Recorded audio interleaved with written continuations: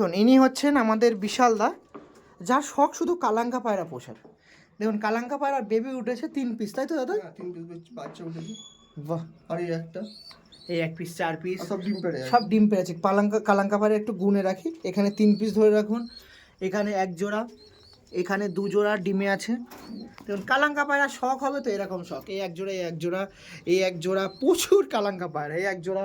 এই সাইডে দেখুন ওপরে আছে কালাঙ্কা, এখানে আছে, এখানে আছে, এখানে দেখতে পাবেন, এখানে দেখতে পাবেন, মানে চোখ সরালেই কালাঙ্কা পায়রা, নাকি বিশাল দা?